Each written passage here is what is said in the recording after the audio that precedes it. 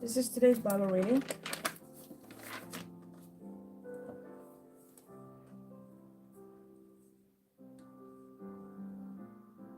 Book of Samuel 1, chapter 15. Saul spares King Agag.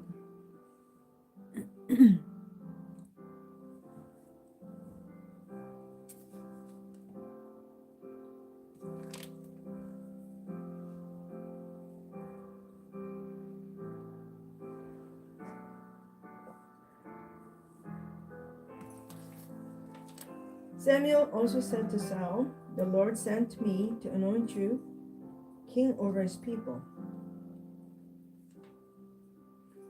and over Israel. Now therefore heed the voice of the words of the Lord.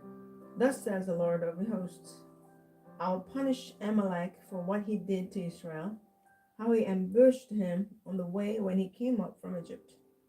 Now go and attack Amalek and utterly destroy all that they have, and do not spare them, but kill both man and woman, infant and nursing child, ox and sheep, camel and donkey." So Saul gathered the people together and numbered them in Telaim, 200,000 foot soldiers, and 10,000 men of Judah. And Saul came to a city of Amalek, and lay in wait in the valley. Then Saul said to the Kenites, "Go depart, get down from among the Amalekites, lest I destroy you with them. For you showed kindness to all the children of Israel when they came up out of Egypt." So the Kenites departed from among the Amalekites, and Saul attacked the Amalekites from Havilah all the way to Shur, which is east of Egypt. He also took Agag, king of the Amalekites, alive, and utterly destroyed all the people with the edge of the sword. But Saul and the people spared Agag and the best of the sheep, the oxen, the fatlings, the lambs, and all that was good, and were unwilling to utterly destroy them. But everything despised and worthless that they utterly destroyed, Saul rejected as king. Now the word of the Lord came to Samuel, saying, "I greatly regret that I have set up Saul as king, for he has turned back from following me, and has not performed my commandments." And it grieved Samuel, and he cried out to the Lord all night. So when Samuel rose early in the morning to meet Saul, it was told Samuel, saying, "Saul went to Carmel, and indeed he set up a monument for himself, and he has gone on a round, passed by, and gone down to Gilgal." Then Samuel went to Saul, and Saul said to him, "Blessed are you of the Lord, I have performed the commandment of the Lord." But Samuel said, "What then is this blessed bleating of the sheep in my ears, and the lowing of the oxen which I hear?" And Saul said, "They have brought them from the Amalekites, for the people spare the best of the sheep and the oxen to sacrifice to the Lord your God, and the rest we have utterly destroyed." Then Samuel said to Saul, "Be quiet, and I will tell you what the Lord said to me last night." And he said to him, "Speak on." So Samuel said, "When you were little in your own eyes, were you not head of the tribes of Israel? And did not the Lord anoint you king over Israel? Now the Lord sent you on a mission and said, Go and utterly destroy the sinners, the Amalekites, and fight against them until they are consumed. Why then did you not obey the voice of the Lord? Why did you swoop down on the spoil and do evil in the sight of the Lord?" And Saul said to Samuel, "But I have obeyed the voice of the Lord and sent me and brought back Agag, king of Amalek. I've utterly destroyed the Amalekites. But the people took the plunder, sheep and oxen, the best of the things which should have been utterly destroyed, to sacrifice to the Lord your God in Gilgal." So Samuel said, "Has the Lord as great delight in burnt offerings and sacrifices as in obeying the voice of the Lord? Behold, to obey is better than sacrifice, and to heed than the fat of rams. For rebellion is as the sin of witchcraft, and stubbornness is as iniquity and idolatry. Because you have rejected the word of the Lord, he also has rejected you from being king. Then Saul said to Samuel, I have sinned, for I have transgressed the commandment of the Lord and your words, because I fear the people and obey their voice. Now therefore, please pardon my sin and return with me, that I may worship the Lord. But Samuel said to Saul, I will not return with you, for you have rejected the word of the Lord, and the Lord has rejected you from being king over Israel. And as Samuel turned around to go away, Saul seized the edge of his robe and it tore. So Samuel said to him, the Lord has torn the kingdom of Israel from you today and has given it to a neighbor of yours who is better than you. And also the strength of Israel will not lie nor relent, for he is not a man that he should relent. Then he said, I've sinned, yet honor me now, please, before the elders of my people and before Israel, and return with me, that I may worship the Lord your God. So Samuel turned back after Saul, and Saul worshipped the Lord. Then Samuel said, bring Agag, king of the Amalekites, here to me. So Agag came to him cautiously. And Agag said, surely the bitterness of death is past. But Samuel said, as your sword has made women childless, so shall your mother be childless among women. And Samuel hacked Agag in pieces before the Lord in Gilgal. Then Samuel went to Ramah, and Saul went up to his house at Gibeah of Saul. And Samuel went no more to see Saul until the day of his death. Nevertheless, Samuel mourned for Saul, and the Lord regretted that he had made Saul king over Israel.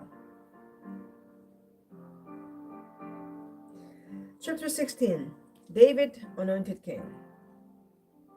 Now the Lord said to Samuel, how long will you mourn for Saul, seeing I have rejected him from reigning over Israel? Fill your horn with oil and go. I am sending you to Jesse the Bethlehemite, for I have provided myself a king among his sons. And Samuel said, how can I go? If Saul hears it, he'll kill me. But the Lord said, take a heifer with you and say, I have come to sacrifice to the Lord. Then invite Jesse to the sacrifice, and I will show you what you shall do. You shall anoint for me the one I name to you. So Samuel did what the Lord said and went to Bethlehem. And the elders of the town trembled at his coming and said, do you come peaceably? And they said, peaceably, I've come to sacrifice to the Lord. Sanctify yourselves and come with me to the sacrifice. Then he consecrated Jesse and his sons and invited them to the sacrifice. So it was, when they came, that he looked at Eliab and said, surely the Lord's anointed is before him. But the Lord said to Samuel, do not look at his appearance or at his physical stature, because I have refused him. The Lord does not see as man sees, for man looks at the outward appearance, but the Lord looks at the heart.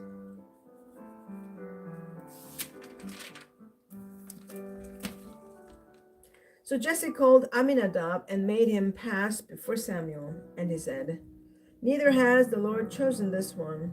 Then Jesse made Shammah pass by, and he said, neither has the Lord chosen this one. Thus Jesse made 7 of his sons pass before Samuel. And Samuel said to Jesse, the Lord has not chosen these. And Samuel said to Jesse, are all the young men here? Then he said, there remains yet the youngest, and there he is, keeping the sheep.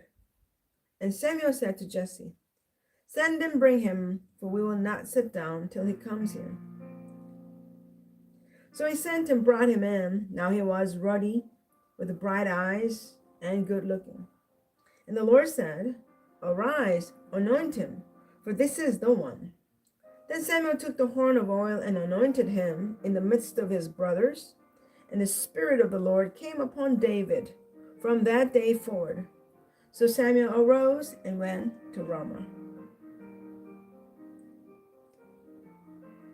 A distressing spirit troubles Saul. But the Spirit of the Lord departed from Saul, and the distressing spirit from the Lord troubled him.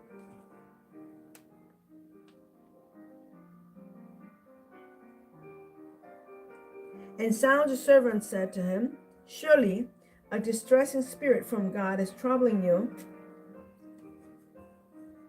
Let our master now command your servants who are before you to seek out a man who is a skillful player on the harp.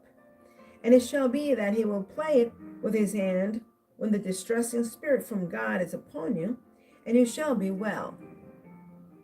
So Saul said to his servants, "Provide me now a man who can play well, and bring him to me."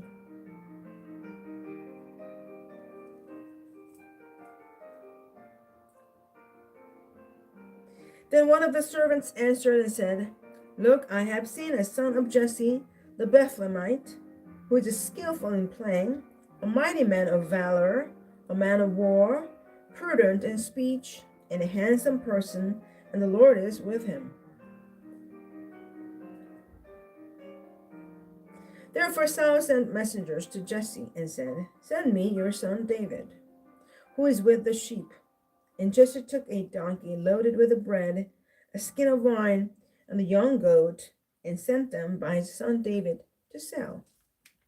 So David came to Saul and stood before him, and he loved him greatly, and he became his armor bearer. Then Saul sent to Jesse, saying, "Please let David stand before me, for he has found favor in my sight." And so it was. Whenever the Spirit from God was upon Saul, that David would take a harp and play it with his hand. Then Saul would become refreshed and well, and the distressing spirit would depart from him. Transition: the Shepherd's Psalm. Few of the Psalms give any information about their historical context. Indeed, this is intentional. The Psalms were designed for worship and were written to reflect the many different needs of many worshipers who would use them.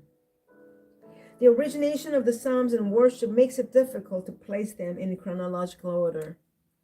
Although we cannot know exactly when Psalm 23 was composed, it is particularly appropriate to be read after 1 Samuel 16:14 through 23. With such a psalm, the shepherd David might sing to his troubled, unstable king. Psalm 23. The Lord the shepherd of his people. The Lord is my shepherd, I shall not want. He makes me to lie down in green pastures. He leads me beside the still waters. He restores my soul. He leads me in the path of righteousness, for his name's sake. Yea, though I walk through the valley of the shadow of death, I will fear no evil. For you are with me. Your rod and your staff, they comfort me. You prepare a table before me in the presence of my enemies. You anoint my head with oil. My cup runs over. Surely goodness and mercy shall follow me all the days of my life, and I will dwell in the house of the Lord forever.